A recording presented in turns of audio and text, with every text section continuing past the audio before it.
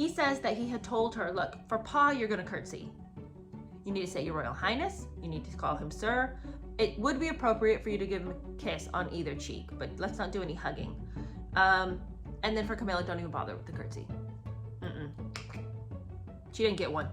Just a quick kiss and a handshake.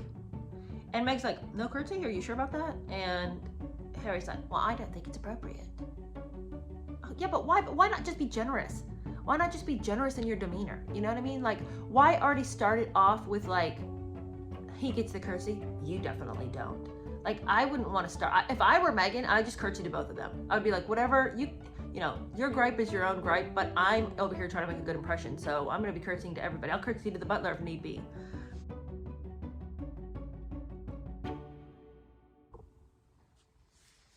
Good morning. How are you? Happy Sunday. Welcome to another episode of I'll Spare You the Details, where we're going through Prince Harry's Spare, section by section, chapter by chapter. And in this part 3, we finally reached Meghan Markle. So this is our 3rd episode having to do with Meghan. So if you are behind the story, go back 2 episodes. I think that one was called Lust at First Sight. Yes, that's right. And catch yourself up on the whole Meghan situation. Okay, so now we are at a place where the relationship is more established. So last time, just give you a brief summary of what last time was about. They went to Africa. They went and had a lovely time with the animals in Africa. And she had to go back to Canada. Her fun summer, I guess, was over. And then he had a boys' trip. And we talked extensively about how he was unable to really enjoy being around anybody but Meghan.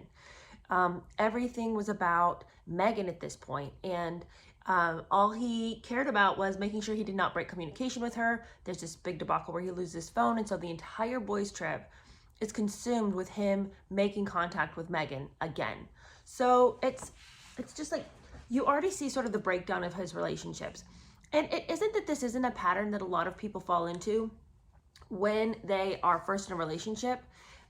Because I think all of us, you know, we can look back at the first time that we really fell in love with somebody, and we probably did abandon our friends pretty egregiously, and we probably were really annoying and talked about the person all the time. So I don't want to act like, oh, this is crazy, who would ever do that? You know, because that's not really fair either. You know, I can think of, you know, when I met my husband, I was probably the most annoying person in the world to be around. So, you know, I roll my eyes and everything because his behavior is a little bit annoying. But if I want to show some grace, I would admit, and I think we all would, that when we, you know, met the person that, you know, our partner in life, we probably have been a tad bit annoying. But I don't think that very many of us would go on a very, like, an extended trip that we had planned for months, and then the entire trip revolves around other people going like long distances to get cell reception so that they can send pictures and videos to your girl, not even a girlfriend yet, like just this girl you're talking to. Like, it just is wild to me how he monopolized everybody's time surrounding his panic that she not feel out of connection with him. So again, so much of this relationship is marked by fear. Some of it is marked by she can't be mad, I need to keep her happy. It really makes, you know, later in the book, that famous line, not even from the book, but far before the book came out, that famous line, what Meghan wants, Meghan gets. It's just very clear he learned that really soon with her. And, you know, it's sad because this whole relationship that they have, it's really marked by such a power play. She thinks she's better than him, and he agrees. And he's willing to do anything to keep this person who he deems better than himself in his life. So that's just going to continue to be a theme. Now, this whole section we're talking about today is all about him introducing Meghan to his family. So he goes from William, then to Pa and Camilla, then to, I'm trying to think who else it is. Anyway, this whole section is him introducing his family by degree, or introducing Meghan by degrees to his family. So, you know, a family member here, a family member there. And overall, he thinks it goes really well. Oh, of course, Granny. That's the other person that he introduces her to. And, you know, her introduction to Granny, much has been spoken of. So annoying when we get there. It's like the exact Oprah script. I find, I don't know. It's like, it makes it seem more like a lie because the words are too much the same to what they were when they spoke to Oprah. It's like, if you're telling the truth, you don't have to get the words exactly precisely the same as you said it last time, because it's just the truth. It's just the story, you know. So anyway, we're going to cover a whole lot of ground today. Hopefully I can, you know, keep it under an hour. Although I have to say, thank you so much for all the people in the comments who are not put off by these hour-long episodes. I was worried about uploading such long episodes because I thought, who's going to sit here and listen to me talk about that? So thank you very much. Also, I just want to say thank you to all of you who have subscribed. Thank you to all of you who have hit that subscribe button, who've hit the notifications, who are sending it to a friend. Thank you so much. It is so encouraging when you put something out and people enjoy it, because that's the whole reason I do this. We all need a laugh sometimes, and this book just makes it so easy. Also, if you did not see the video that aired yesterday, go back and look at my channel. There was a video that I put out all about what should we do next. And I have a couple of options, some royal options, some non-royal options. Let's decide together what we want to do next, because look, we're getting almost done, you know? So we have to start thinking about what we're going to do next. We can't abandon each other at this point. All right, back into the meat of the story. All right, Meghan. All right, so we begin this section. Last time we were talking, she was throwing up on the floor. The timeline of that was real questionable, because she says it was from eating lunch that day and feasting on some British calamari, which she threw shade at and said that's why she was sick. But as somebody in the comments pointed out, and I thoroughly agree, how did that happen? When was she feasting on this British calamari that made her so sick? She was eating breakfast with Harry. You know, remember that whole scene where he's hiding under the covers waiting for the guy who delivered the breakfast to leave? And then, you know, then they went shopping, and I mean, was it during these hours that she decided to sit down and eat? And why wasn't he sick also? You're going to tell me somebody brings calamari to the table and you don't have a piece? Please. Okay. Anyway, they decide that she's about to have to leave. She's got to go back to Canada. So he takes her to Frogmore Gardens, and they have a little talk about how they love each other so much. It's back to the, what are we gonna do comment, you know, how are we gonna make this work? Now, I find it very interesting that it's Frogmore Gardens where they have this conversation about how much they love each other, because if you will remember all the way back to the prologue, remember it starts out in Frogmore Gardens where it's his grandfather's funeral, and he's in town and he's meeting William and Charles and trying to have a conversation with them about how they have used, abused, and abandoned him.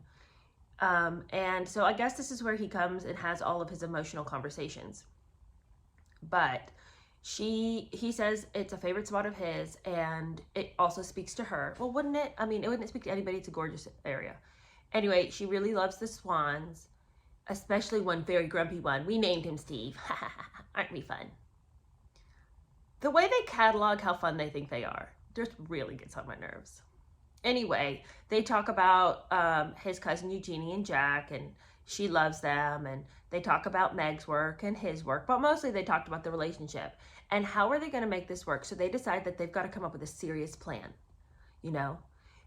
This whole section reminds me of, I did not watch that documentary on Netflix, but I saw enough clips to let me know that I should not waste my time. But you know, when they're in the car and they think that there's paparazzi coming after them, and she's like, safety first. You know, it's just like, she always thinks, she just makes such a big deal about every little thing. Well, okay, same attitude here. If we're gonna be together, we have to have a plan, okay? And the plan is that they are never going to be apart for longer than 2 weeks. That means traveling a lot. But unfortunately, I mean, she's gonna have to travel a lot, because he can't just be, you know, zipping back and forth, you know, from England all the way to Canada. You know, I mean, it's a big deal when he travels internationally. So she's going to have to bear the brunt of that. And, you you know, they're already setting up this whole sense of it's us against the odds. You know, can we make it happen? Even though you're who you are and I'm who I am, can we make this whole thing work? I don't know. Will the world be against us? I just can't figure it out. I don't know. But together, you and I, we will surmount these insurmountable obstacles, and together you and I will, our love will prevail. So he says that they decide that even though it isn't fair, she's going to have to shoulder the burden. Listen to this. It wasn't fair for her to shoulder the burden, but she was willing, she said. Oh, thank you. Thank you for being willing to see me. Since you say that you're really into me, thank you so much for making the journey over. It wasn't fair for her to shoulder the burden, but she was willing, she said. No choice, she said. The alternative was not seeing me, and that, she said, wasn't feasible or bearable.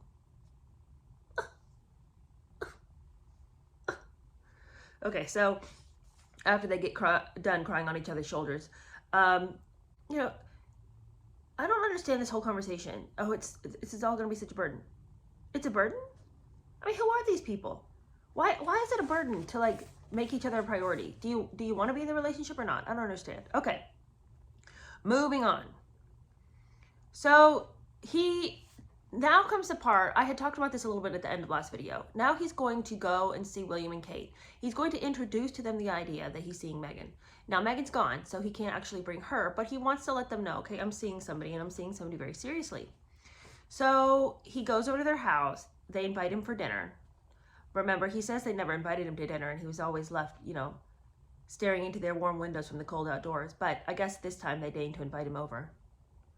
And he says that they knew immediately something was going on, and they wanted to find out what it was. And he writes, he says, I wasn't sure I was ready to tell them. I wasn't sure I wanted anyone else to know yet. But then, as we sat around their TV room, both kids tucked into bed, the moment felt right. I casually mentioned that there was a new woman in my life. They surged forward. Who is she? Well, I'll tell you. But please, please, please, I need you both to keep it a secret. Like they're running straight to the press after this. Yes, Harold, yes, I says. Who is it? Who is it? Well, she's an actress. Oh. Well, she's American. Look at him going on all like the worst points. Why doesn't he tell them something good? Oh. On a show called Suits. Their mouths fell open. What? They turned to each other. Then Willie turned to me and said, fuck off. What? No way. Sorry? Impossible.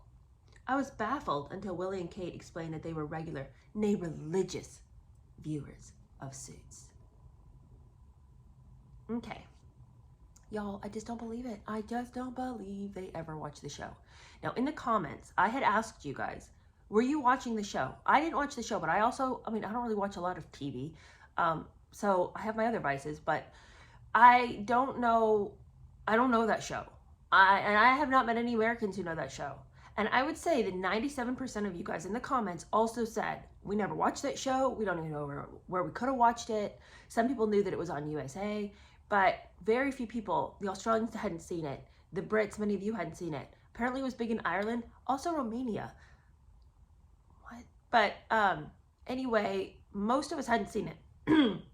For those of you who did see the show, you said that Meghan was a fairly minor character, and that many of you who had seen the show actually didn't recall seeing her. But if you did recall her, you didn't really like her, and you didn't think she brought much to the show. So it's interesting to me that William and Kate, first of all, would even see it. Also, I don't think William would have said that.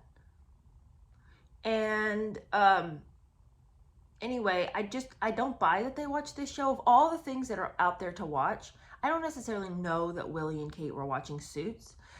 And even if they were, I don't even know that they would have known that that was her name.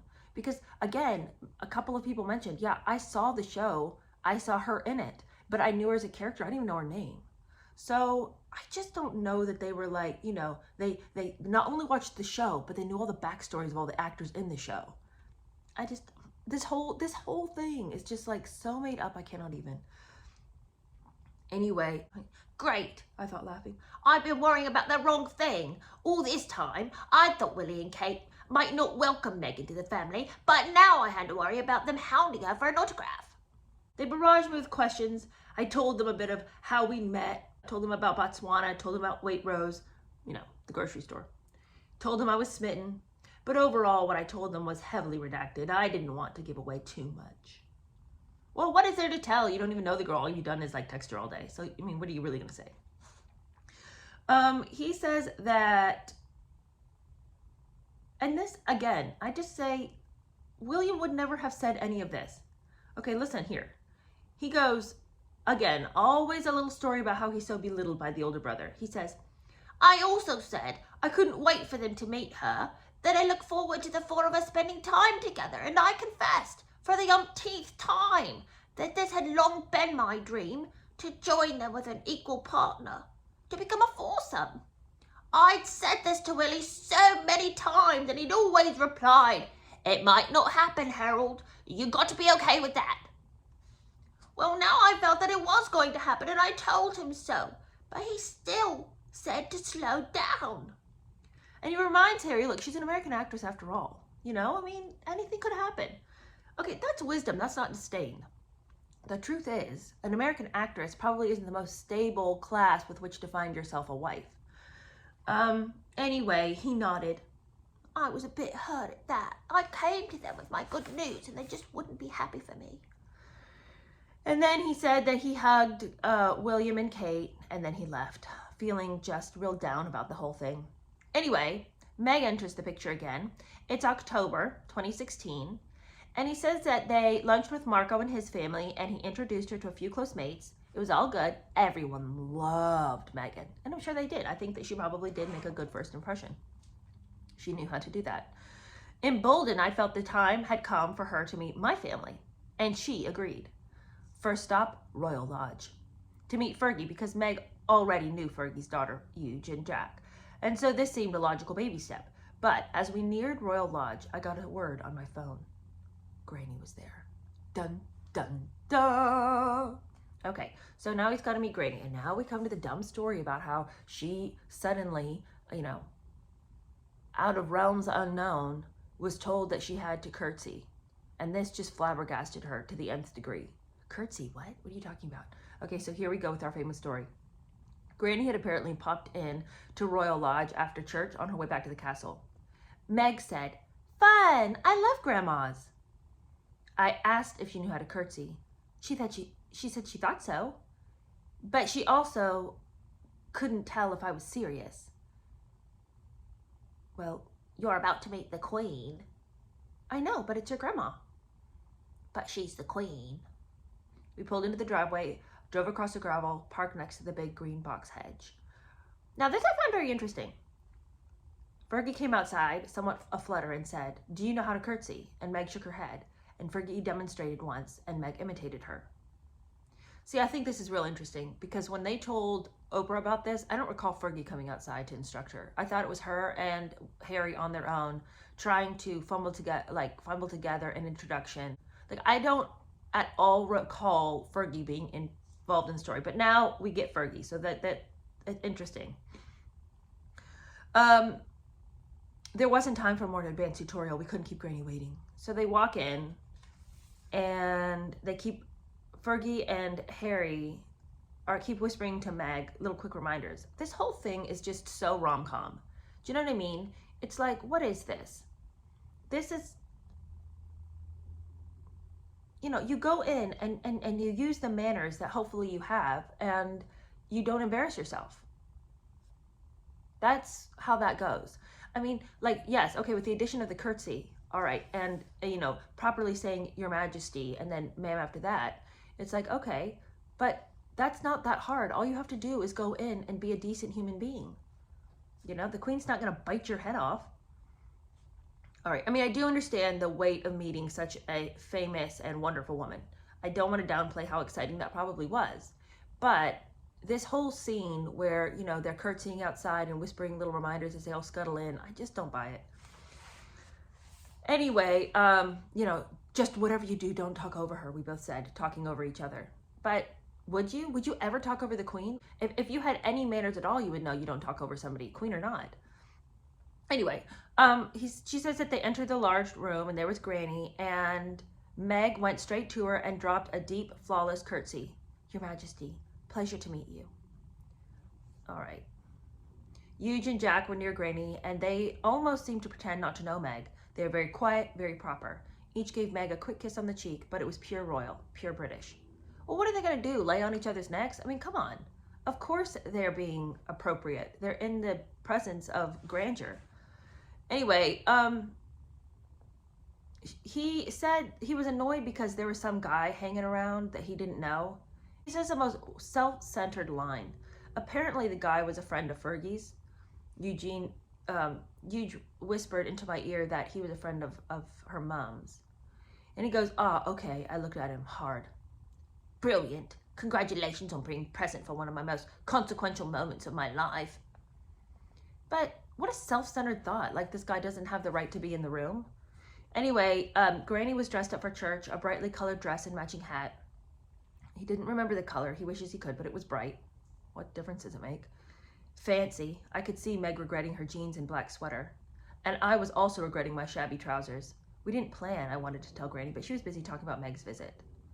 Well, no one is going to slight you for not knowing that royalty, you know, the greatest royal of all time, was going to be there, you know. But perhaps if you made more of an effort, Harry, not to be so sloppy, you wouldn't find yourself in these degrading situations.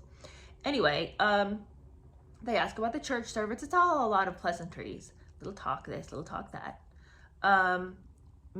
Granny asks Meg what she thinks of the politics at the time. It was the 2016 election and Donald Trump was running. And Meg says she thought politics was a no-win game, so she changed the subject to Canada. Granny squinted. I thought you were American. Well, I am, but I'm living in Canada for 7 years for work. Granny looked pleased. Commonwealth. Good, fine. After 20 minutes, Granny announced that she had to be going, and my Uncle Andrew, seated beside her, holding her handbag, began to escort her out. Huge went with her, too. Before reaching the door, Granny looked back to say goodbye to Jack and to Fergie's friend. She locked eyes with Meg and gave her a wave and a warm smile. Bye. Bye, lovely to meet you, ma'am, as she dipped into a curtsy again. Everyone flooded into the room after she'd driven away. The whole vibe changed. Huge and Jack were their old selves, and someone suggested drinks. Everyone complimented Meg on her curtsy. So good, so deep. After a moment, Meg asked me something about the Queen's assistant. Now, this is where, you guys, I'm sorry I've had to read so much. I don't generally read that much, but I'm trying to get us to this point here, where it's just like, you know, Meg, you really just don't know when you've overplayed your hand, okay? I know you want to give the vibe that you don't know anything about the family. You've never heard about these people. You know, you didn't even know that they existed on the planet. But now she says, who is the Queen's assistant? I asked her who she was talking about. The man holding the purse. That man who walked her to the door. Well, that wasn't her assistant. Well, who was it? That was the second son, Andrew. She definitely hadn't Googled us.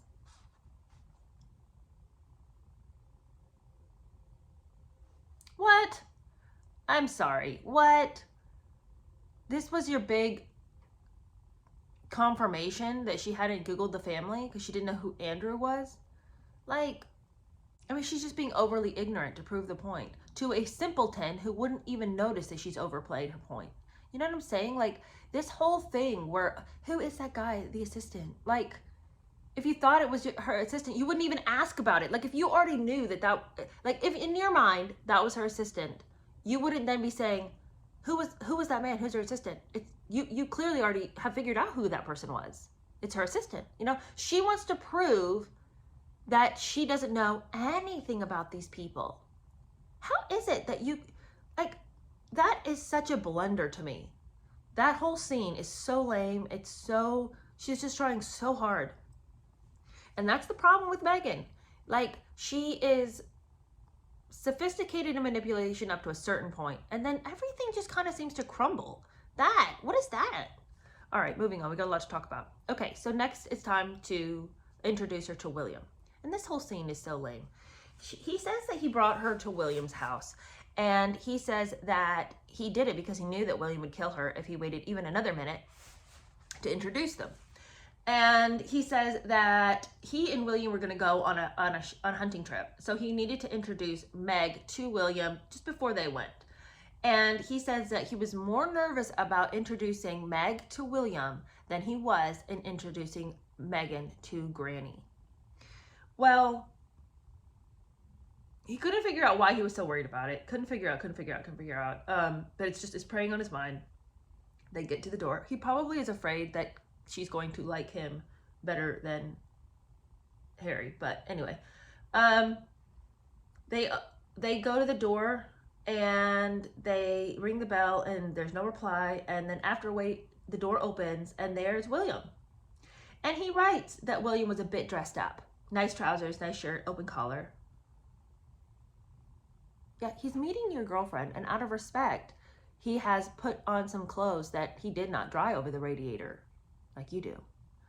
And, you know, it's like, there's this whole section about how he and Meg greet each other. He says that he introduces Meg to William, and Meghan she leans in and she gives him a big hug, which, according to Harry, quote, completely freaked him out. Okay. He then goes on to say that he said, Willie didn't hug many strangers, whereas Meg hugged every stranger. Okay, neither of these is a sin. Whether William is not comfortable hugging people or Meghan is comfortable hugging people, why are you making a big thing of it? You know, and if you knew that William felt a little bit uncomfortable with, you know, close contact with somebody he doesn't really know, like, why, you know, just if he's not much of a hugger, but you know that Meg is, then why wouldn't you go and say, hey, I just want to, like, let you know up front, William's not really a big hugger, so maybe don't hug him, just because it's not really his thing and I don't want him to feel uncomfortable. I want our first meeting to go, like, as well as it can. Like, I put the fault on this awkwardness with Harry because he knows the way both of them are. So why didn't he set her up to be more successful in that situation? I think he didn't say anything because he knew it would be awkward and then he could feel mad about it. He writes and says that the moment was a classic collision of cultures, like flashlight and torch, which felt to me both funny and charming. But later, however, looking back, I wondered if it was more than that. Maybe Willie expected Meg to curtsy. I mean, it would have been protocol when meeting a member of the royal family for the first time, but she didn't know that and I didn't tell her. When meeting my grandmother, I made it clear, this is the queen. But when meeting my brother, it was just Willie, who loved suits. It's like, okay, I highly doubt that William expected you to have your girlfriend curtsy to him. Okay, I don't think that he is that stuck on protocol that he would have been offended that the girl hugged him. I think that if he seemed off-put, it's just he's not a hugger and he didn't enjoy that experience. I don't think he was secretly angry because this girl had not curtsied to him, you know? Anyway, then it says, he's like, whatever, Willie got over it. He exchanged a few warm words with Meg, just inside the door on the checkered floor of their hall. Well, what's he supposed to do? Invite her to the bedroom so they can sit down on the bed and have a long chat? Like, you know, he's being warm, he's being friendly, he's being, like, what is it that he wants them to do? He says that they were then interrupted by the spaniel, Lupo, who barked at them like they were burglars. That's a smart animal. William hushed Lupo. Where's Kate? Oh, she's out with the kids. Aw, too bad, next time. Then it was time to say goodbye. Willie needed to finish packing and we needed to go. Meg gave me a kiss and told us both to have fun on our shooting weekend, and off she went to spend her first night alone at Knotcott. Over the next few days, I couldn't stop talking about her. Now that she and Granny had met, now that she and Willie had met, now that she was no longer a secret within the family, I had so much to say. He goes on to say that William listened attentively and smiled, but always thinly, like, oh gosh, here we go again. And he admits, always the brave little victim, he admits that it is boring to hear someone besotted go on and on and on, I know, but I couldn't stop myself. And to his credit, he didn't tease me. He didn't tell me to shut up. On the contrary, he said what I'd hoped he'd say. I even needed him to say. Happy for you, Harold. He said it. He said he was happy for me. All right, well, what to do? But, I mean, it's like, I'm so tired of him and the way he talks about William. I am so sick of it. And, you know, just seeing clips of like that short little clip. Again, I never watched that documentary, but I saw clips of it where Meghan and I guess an assistant or somebody and Harry are in the kitchen and they're arguing because William sent a text to Harry, and just the way she talks about William to Harry about like, I mean, it's your brother, I'm not gonna say anything, but you know how I feel type of attitude.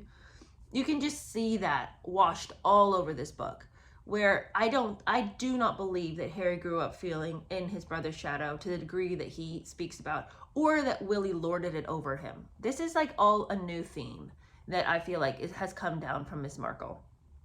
Anyway, now that she's met William, even though it was kind of a lame little meeting, now it's time for her to meet Pa and Camilla. Now, you just listen to the way he talks about Camilla in this whole section. It's really surprising that he would talk about her this way. Because it's like, regardless of your feelings about her, she's in your life now. And it doesn't seem like she's done anything to deserve the degree of disrespect and disdain that he speaks about her. Whenever she comes up, it's probably, he speaks about her probably the nastiest of anybody, like consistently. Like a lot of people, he'll say like a lot of really nice things and then suddenly like come in with a punch. He just punches when it comes to Camilla. He says that they went to Clarence's house and he told Meg that he had grown up at Clarence's house at least from the ages of 19 to 28. That's where he had always stayed. But then he gripes and he says, after I moved out, Camilla turned my bedroom into a dressing room. I tried not to care, but especially the first time I saw it, I did care. What? You care that, because he says that, okay, she turns his bedroom into a dressing room, but dude, you were 28 when you moved out. 20 freaking 8, okay? Was she supposed to like make it into a shrine for you in case you ever decide to come back and lay your head there? There's about 1,000 rooms in that place if you need a place to stay. You have somewhere to live. You don't need that room anymore. And if she wants to turn it into a dressing room, big whoop. You're living your own life. Why do you care what she's doing?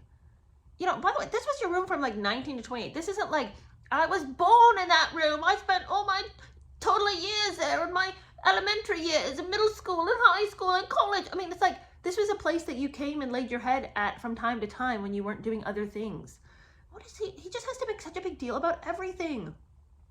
Okay, so he says they got there 5 o'clock on the dot. Couldn't be late. Yeah, I shouldn't think so. He says that Meg looked beautiful. He had told her to wear her hair down, and she was wearing her hair down. He said that Pa likes a woman to wear their hair down, and Granny too, because she'd often commented on Kate's beautiful mane. Meg was wearing little makeup. I suggested that because Pa didn't approve of women who wore a lot. So, she was super ready and willing to play by somebody else's rules. Because here's the thing.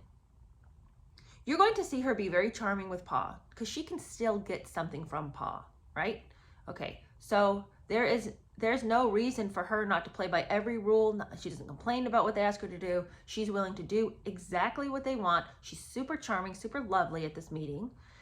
And you're not going to see that same attitude with William, because William is not he's the heir, but after Pa, this is the king or the about to be king, and he can still give them things. He's the one who holds the purse strings. William at this point is like not even somebody she needs to bother impressing. It's Charles that she needs to keep in her good graces, or rather she needs to remain in his. So I just, this whole scene of her, never once a complaint about having to do things the way this man would want her to do them, even though she's all about big on women's rights. She's willing to forget about that so long as she's going to get what she wants in this great big drama. They have to walk all through the house with Pa's butler and house manager until they finally get to the place where Pa and Camilla are. He says that Meg and he had rehearsed. And by the way, guys, I think that this next section is so petty. I can't even wrap my mind around why he was willing to be this petty. He says that he had told her, look, for Pa, you're going to curtsy. You need to say Your Royal Highness. You need to call him Sir. It would be appropriate for you to give him a kiss on either cheek, but let's not do any hugging. And then for Camilla, don't even bother with the curtsy. She didn't get one. Just a quick kiss and a handshake. And Meg's like, no curtsy? Are you sure about that? And Harry's like, well, I don't think it's appropriate. Oh, yeah, but why? But why not just be generous? Why not just be generous in your demeanor? You know what I mean? Like, why already start it off with like, he gets the curtsy, you definitely don't. Like, I wouldn't want to start. If I were Meghan, I'd just curtsy to both of them. I would be like, whatever, you know, your gripe is your own gripe, but I'm over here trying to make a good impression, so I'm going to be curtsying to everybody. I'll curtsy to the butler if need be. Anyway, they go into this large sitting room, and Pa asks her a terrible question. Shocking. He says to her, aren't you the star of an American soap opera? She smiles. I smiled. I desperately wanted to say, soap opera, no, that's our family. Meg said that she was in a cable drama that aired in the evening. Okay, so there's a big difference there. It's about lawyers. It's called Suits. Oh, that's marvelous, Pa said. How splendid. We came to a round table. There's all sorts of food laid out. It's all just very lovely, very precise and beautiful.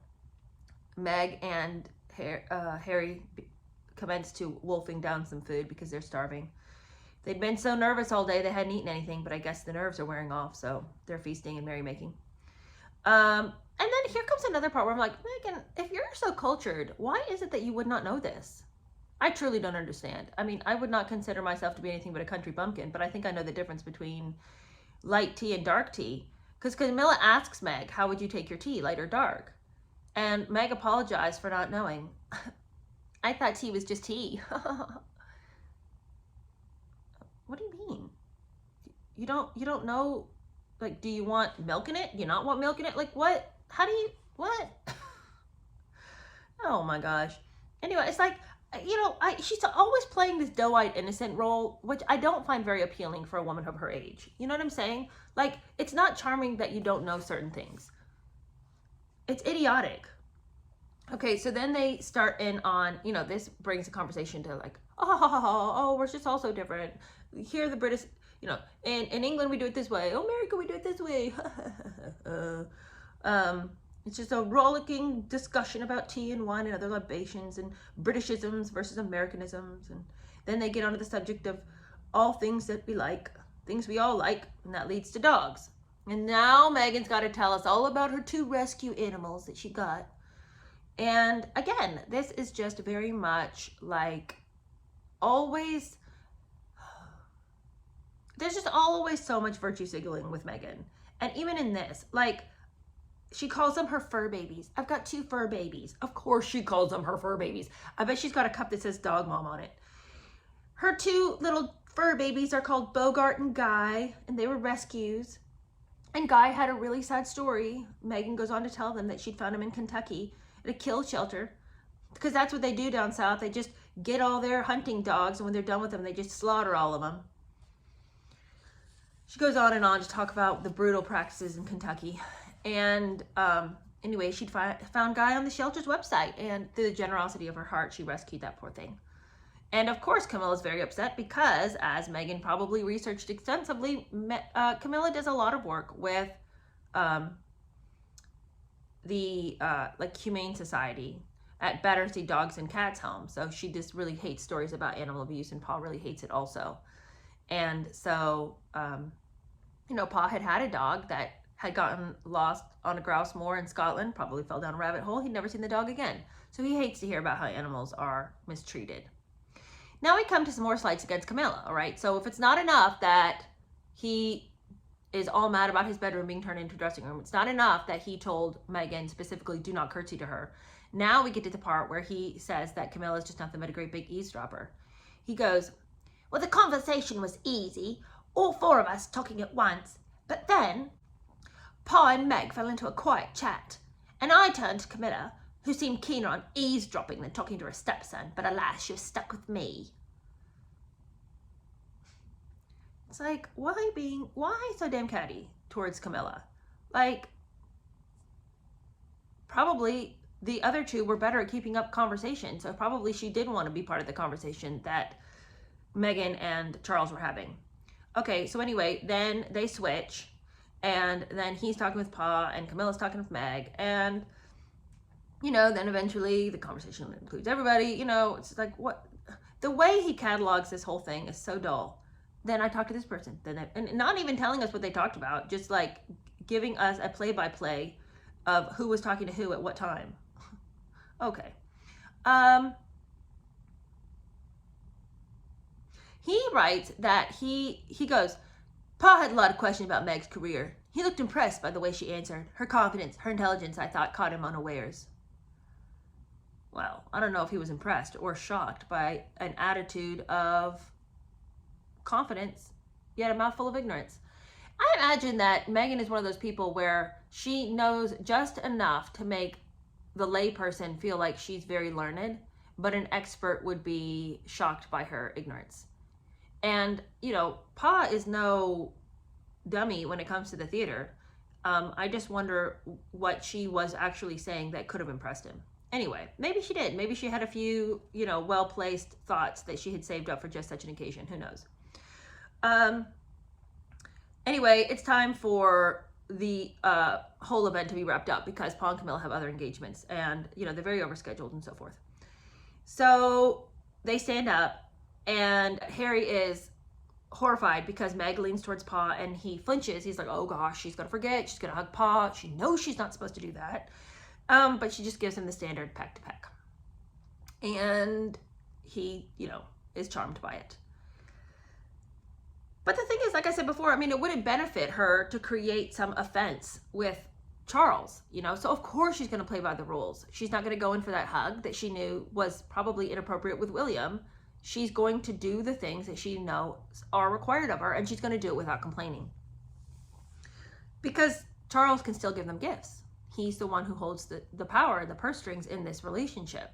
He is going to be the one who she's got to come to for everything. So she's got to make sure to hold him near and dear to her heart and, you know, just charm him and just be this lovely young thing that, you know, he just is so happy to spend any time with.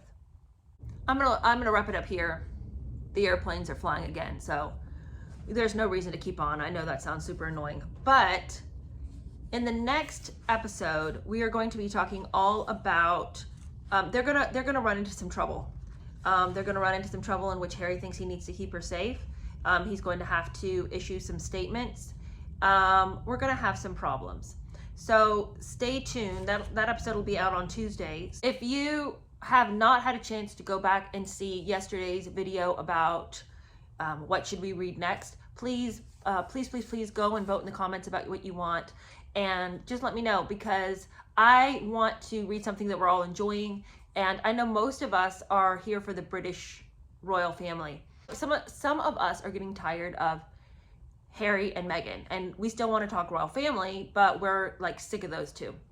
So I have some options laid out for that. Some of us want to keep talking about the Meghan and Harry drama, so there's options for that. Some of us don't even want to talk about royalty anymore. There's options for that. So if you haven't had a chance to go and vote, please do. And I will see you at the next video on Tuesday. Bye-bye.